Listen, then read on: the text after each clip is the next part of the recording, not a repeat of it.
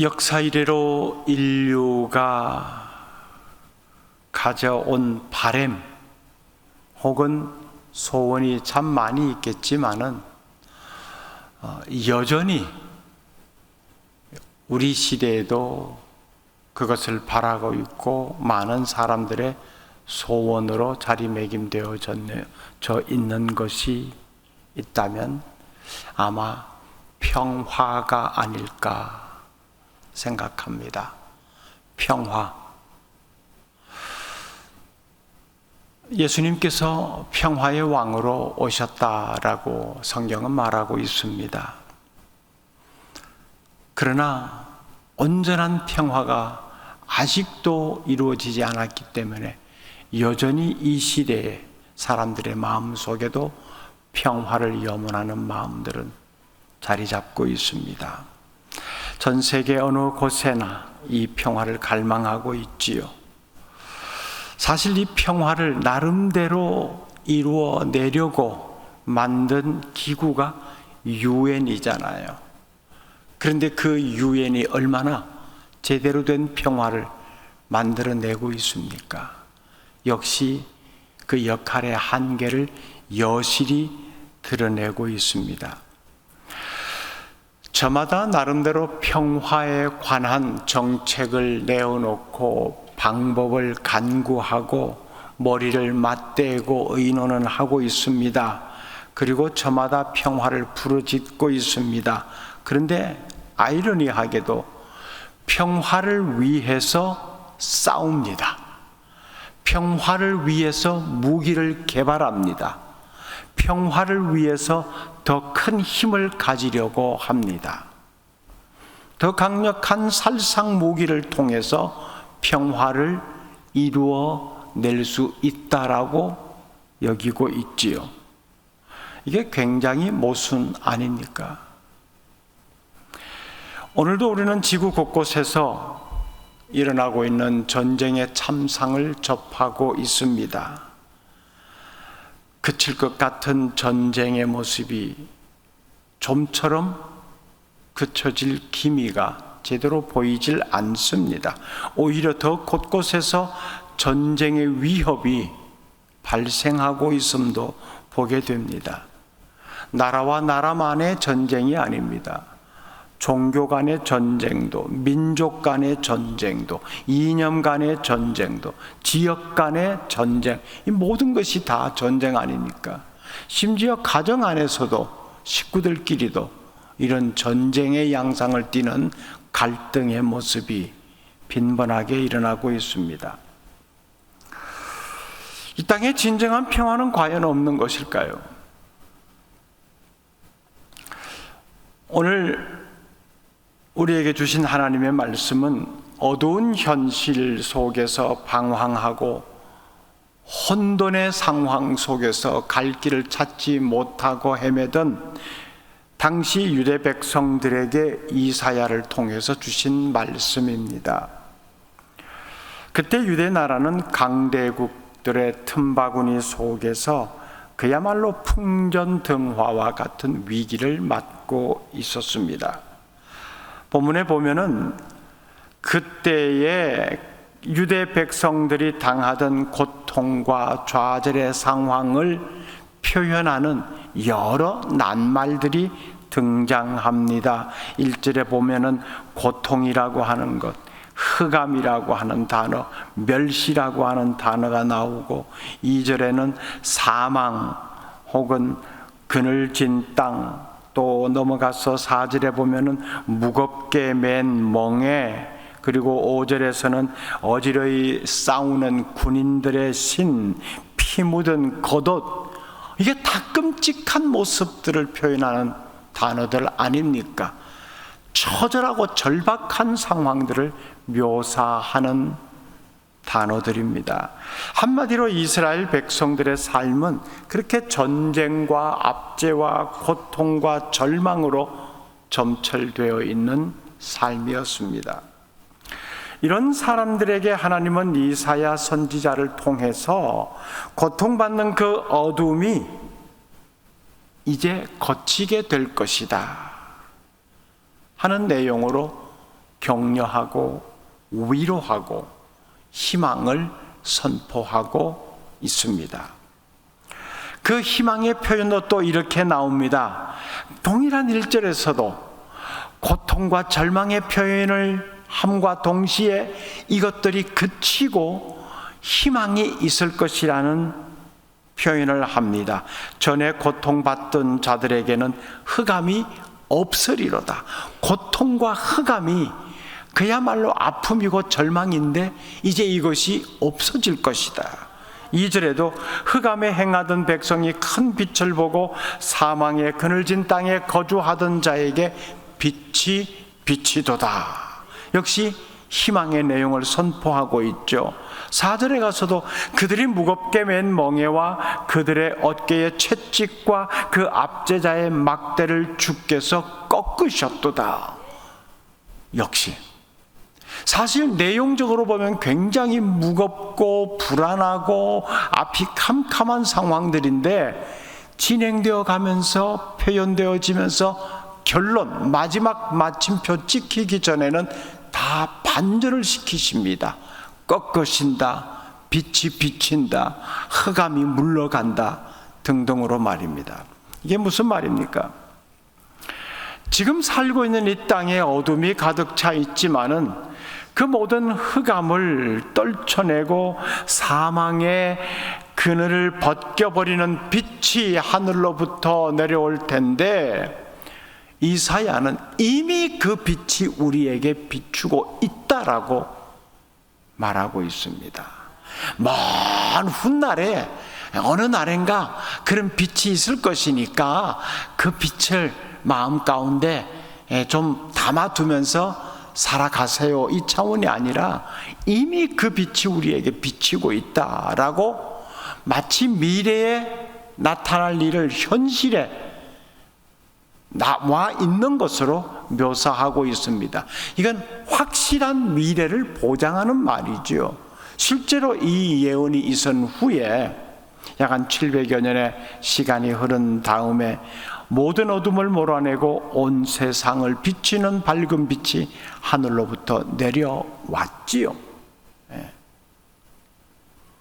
그러면 그 어둠을 몰아낸 빛이 어떤 빛이냐? 무슨 빛이기에 세상의 모든 어둠이 물러가고 그늘진 곳이 없어졌느냐는 겁니다. 6절 말씀 보면 이는 한 아기가 우리에게 낳고 그랬습니다. 한 아기, 이 한 아기를 세상의 어둠을 몰아내는 그리고 모든 그늘을 벗겨내는 빛으로 묘사하고 있습니다. 아니, 어둠을 몰아내려면 강력한 힘이 있어야 될 것 아니에요. 그런데 제왕적 힘을 가진 강력한 왕이 아니라 연약하고 아무 힘도 없는 한 아기가 왔다. 그 아기가 빛이다. 그렇게 말하고 있습니다. 여러분, 아기가 뭘 할 수 있겠어요? 그저 할 수 있는 것이 있다면은 말도 제대로 못하니까 칭을 대면서 알아듣지도 못할 말을 뱉어내면서 자기 의사를 표현하는 정도일 뿐인데, 그리고 어른 손가락 하나만 푹 찔러도 아이는 쓰러집니다. 아무것도 할 수 없어요. 연약함의 상징이고 모든 것에 보호함을 받아야 되는 것이 아기의 상태입니다. 사실 당시 유대 나라를 둘러싸고 있는 강대국들, 그들이 가진 강력한 무기들, 군사력들, 이런 것들로부터 얼마나 위협을 당하고 있었는데, 이것을 물리치기 위해서는 그 군사력보다 더 큰 군사력을 소유해야 되고 더 강력한 무기를 가져야 되는 것 아닙니까? 그런데 그것보다 더 연약해 보이는 아기로 상정되는 이 모습이 그 군대를 물리친다? 그 군사력을 이길 수 있다? 말이 안 되는 소리죠. 전쟁의 달인이 와도 이 상황에서 벗어날 수 있을까라고 하는 의문을 가질 수밖에 없는데, 아기가 뭘 한다는 거예요? 우리가 세상을 살면서 힘이 어떤 작용을 하는지는 알잖아요. 돈이 힘입니다. 돈이 분명히 힘인데 돈을 이길 수 있는 게 뭐예요? 더 많은 돈이에요. 돈이 돈을 이길 수 있습니다. 그러니까 돈이 돈을 이기는데 더 많은 돈이 이긴다는 겁니다. 권력도 마찬가지입니다. 국회의원만 해도 굉장한 권력인데 국회의원을 이길 수 있는 권력, 그 위에 있는 권력입니다. 그것이 검찰의 권력이었던 대통령의 권력이었던 더 큰 권력이 또 다른 권력을 이길 수 있다는 겁니다. 이게 세상 논리예요. 이게 힘의 대결입니다. 힘은 힘으로만 제압할 수 있다라고 하는 것이 세상적인 순리예요. 그래서 이기기 위해서 더 큰 힘을 가지기 위해 애를 쓴다는 겁니다.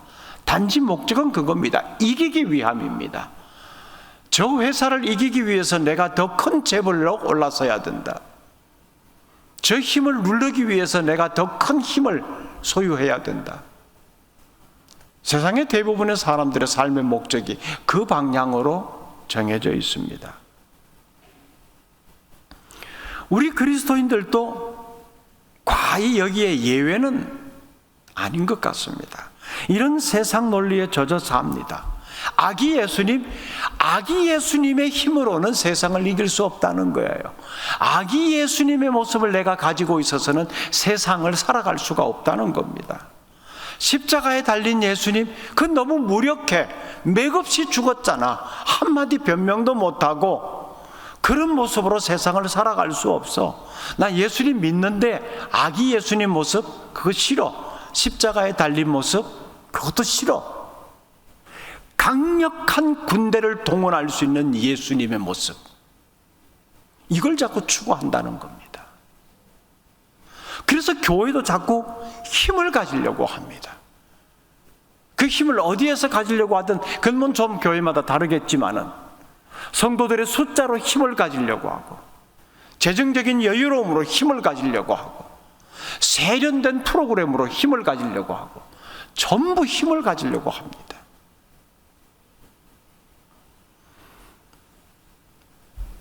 이게 무엇을 추구하는가 하면은 고난당하신 예수님은 가급적 잊어버리려고 하고 영광스러운 주님의 모습만 가지려고 한다는 거지요. 그래서 예수님의 이름을 빙자해서 더 높은 곳으로만 올라가려고 합니다. 더 많이 가지려고 합니다. 성경은 분명히 이 세대를 본받지 말라라고 했는데 오히려 그리스도인들은 이 세대를 본받는데 앞장서기도 합니다. 내가 먼저 본받을게, 이런 논리도 보여집니다. 그래서 진정한 그리스도인들에게 나타나야 될 성령의 열매가 엉뚱한 모습으로 나타납니다. 성령의 모습, 성령의 9가지 열매의 모습 우리가 잘 압니다. 사랑, 이 사랑은요 타인을 위한 사랑입니다. 근데 이 사랑의 열매를 잘 맺어요. 어떻게 해요? 나 자신을 사랑하는 데만 이 열매가 나타납니다. 기쁨도 마찬가지입니다. 내 삶을 통해서 어떻게 다른 사람들을 기쁘게 할 것인가 보다 나를 기쁘게 하는 일에만 몰두합니다. 화평, 이것도 그렇지요. 나의 유익이 아니면 화평에, 평화에 관심이 없습니다. 인내, 오래 참음이죠. 불의를 향해서 오래 참습니다. 나쁜 것 분명히 아닌 것 부정직한 모습이 보이는데 입을 딱 다물어 버리고 눈을 감아 버립니다. 오래 참습니다. 자비, 자신과 직접적으로 관련된 사람들에게는 한없는 여유로운 너그러운 마음을 보입니다. 이런 것들 통해서 성령의 열매가 엉뚱한 변형된 모습으로 우리 삶에 너무너무 맺혀져 가고 있어요. 절제, 무엇에 대한 절제입니까? 하나님 나라 가치관과 배치되는 것에 대한 절제 아닙니까? 그런데 거룩한 것들을 다 절제해 버립니다. 그건 너무 힘들고 불편한 것들이에요. 너무너무 절제를 잘해요.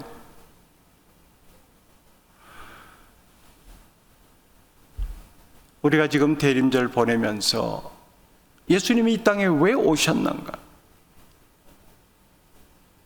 깊이 묵상하고 있습니다. 어떤 모습으로 오셨는가, 여기 한번 우리의 시선을 모아봅시다.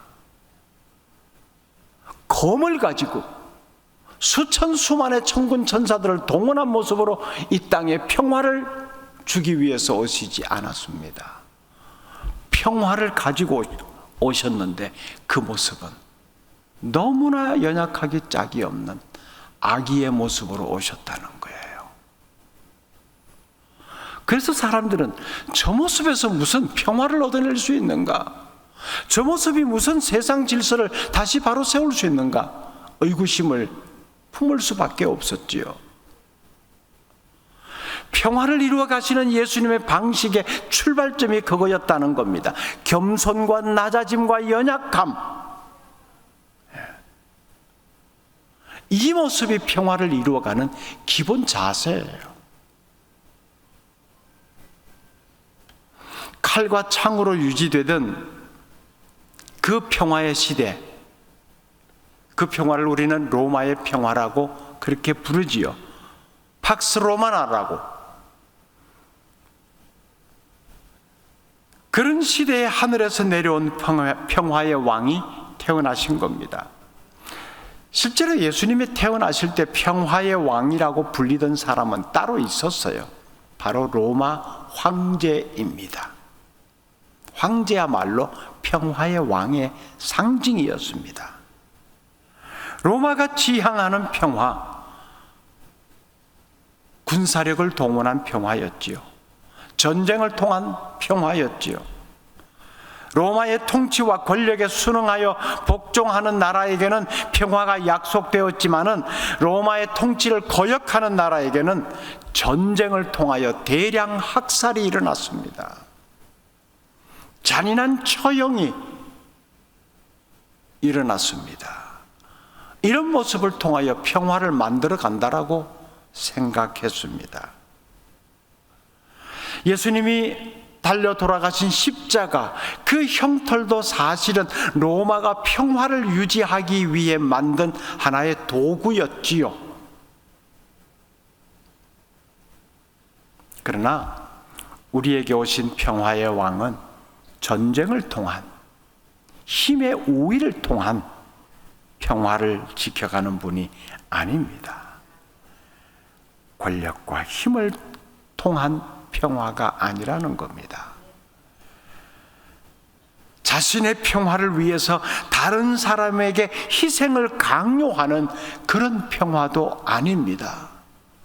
내 평화를 위해서 다른 사람을 짓밟아도 괜찮다라고 하는 그런 평화도 아닙니다. 로마가 가져다 준 평화, 겉으로 보기에는 굉장히 평화로운 모습이었겠지요. 그런데 그 평화의 통치 아래 사는 사람들의 마음 속에 진정한 평화가 있었을까요? 아닙니다.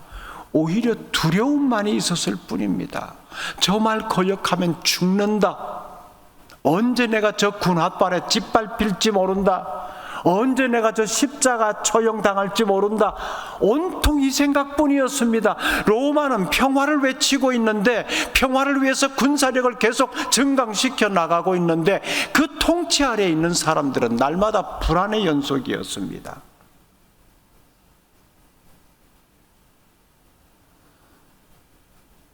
원래 힘과 권력을 통한 평화는 그런 거예요.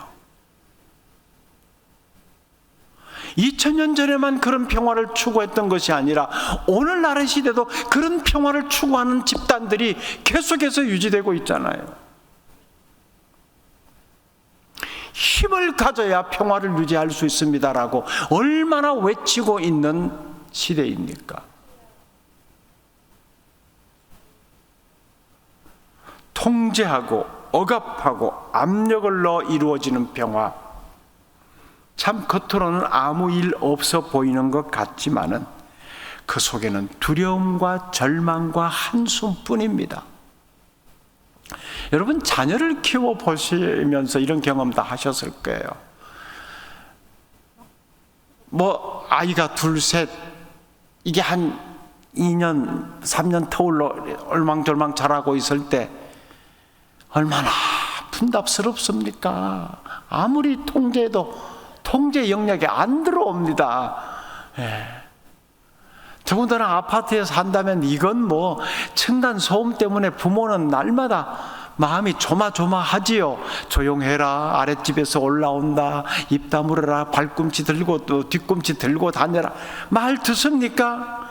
그래도 뛰어다니고 소리 지르고 아이들은 자기들끼리 재밌다고 깔깔거리고 웃는데요. 근데 어른들은 그게 웃음이 웃음으로 들리지 않죠. 그러다가 아빠의 인내가 한계가 오지요. 그럼 소리를 버럭 지릅니다. 야! 조용 안 해? 한순간에 집안은 조용합니다. 아무도 말을 못하지요. 평화가 찾아왔죠? 조용하잖아요. 얼마나 조용합니까? 문제가 싹 사라졌는데 이게 진정한 평화입니까?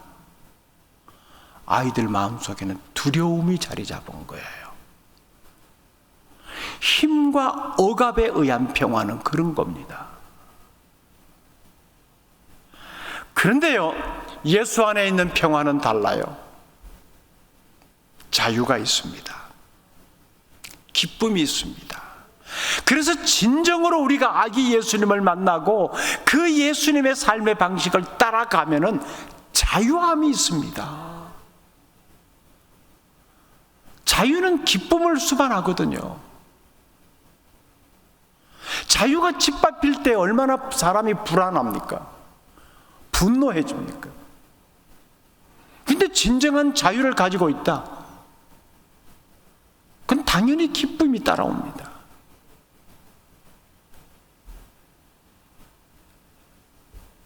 우리가 살아가는 작금의 세상, 어떻게 설명해야 될지 모르겠어요.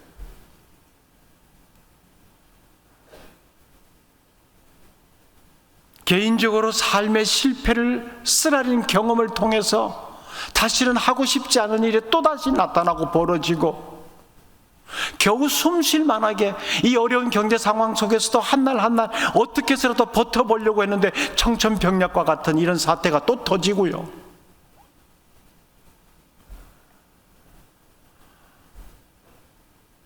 아마 이런 상황 속에서 우울증 앓는 분 참 많을 것 같습니다. 대림절에 이런 사건이 터져서 성탄의 기쁜 분위기가 찬물이 싹 끼얹어진 것 같아요. 하지만 오늘 말씀처럼 우리의 개인적 상황이 어떠하든지, 국가적 민족적 상황이 어떠하든지 평화의 왕이신 예수님을 통해 회복될 줄로 믿습니다. 더 이상 이런 아픔과 고통이 없기를 바랍니다. 하늘의 참된 평화와 기쁨이 우리 모두에게, 우리가 살아가는 모든 상황 속에 있기를 바랍니다. 우리는 지금 예수님 오심을 기다리고 있습니다. 어느 때보다도 우리에게 평화의 왕으로 오시는 예수님이 기다려지는 때입니다. 이분만 있으면 우리의 모든 절망이 거치게 됩니다. 죽음의 두려움에서 벗어나게 되고요. 이분만 있으면 갈등과 분열과 미움과 적대감이 사라집니다. 평화의 왕, 어떤 모습으로 오셨느냐 말입니다. 모든 상처와 아픔을 위로하시며 평안으로 채워주십니다. 힘의 대결에서 우위를 점령하려고 하지 마십시오. 그것이 하늘의 방식이었다면 예수님은 그 방법으로 이 땅에 오셨을 겁니다. 평화를 주시려고, 질서를 새롭게 세우시려고 말입니다. 그런데 예수님은 그 방법으로 오시지 않으셨습니다. 연약하기 짝이 없는, 사람들의 관심 이목 제대로 끌지 못하는 초라한 모습으로, 그런데 그 속에 세상이 감당할 수 없는 강력한 힘이 들어있었잖아요. 사실 객관적 우위의 비교를 놓고 보면은 그 힘은 당시에 있었던 세상의 힘에 의해서도 소멸되어졌어야 해요. 현실적으로 나타난 로마의 힘이 얼마나 컸는데요. 그런데 베들레헴 한쪽 귀퉁이에 냄새나고 누추한 곳에 자리 잡고 있는 평화, 무슨 존재감이 있었겠습니까? 근데 역사가 흐를수록 거기서 나오는 강력한 힘이 사람들을 움직이고 휘어잡았습니다.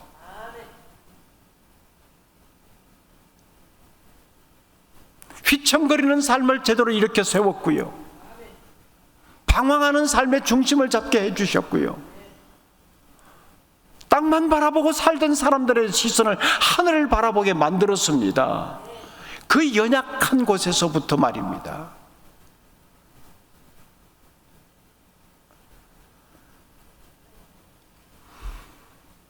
평화,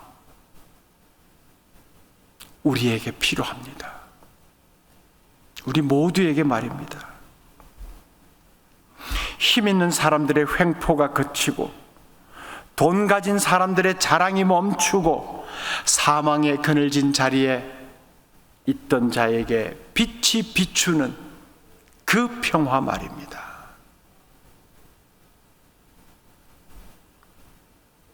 그 평화를 가지고 오신 아기 예수님은 반드시 우리의 고통과 멍에를 벗겨주십니다. 그러기 위해 우리에게 찾아오신 거예요. 2024년의 대림절 기간에 그렇게 연약한 모습을 가지신 아기 예수님은 여러분 한 사람 한 사람에게 찾아오십니다. 절망과 고통 속에 여전히 눈물을 흘리고 살아가는 자들에게 평화, 가진 것 없지만은, 힘이 없지만은, 연약해 보이지만은 참된 자유로 인해서 기쁨의 순간을 이어가며 살아갈 수 있도록 마음속에 평화를 주십니다. 그 평화가 저와 여러분 가운데 가득할 수 있기를 바랍니다. 존귀하신 하나님, 세상이 너무 어지럽습니다. 우리가 살아가는 모든 삶의 현장에 정말 하늘에서 내려온 참된 평화가 필요한 때입니다. 모든 영역에 이 평화가 임하게 하옵소서. 아니, 이 평화를 가지고 오신 예수 그리스도를 우리 모두가 새롭게 다시금 만나게 하옵소서. 주님의 모습이 우리 속에 잘 담겨지기를 원합니다. 이 평화로 인하여서 불안함이 물러가게 하시고 흔들거림이 중심을 잡게 하시고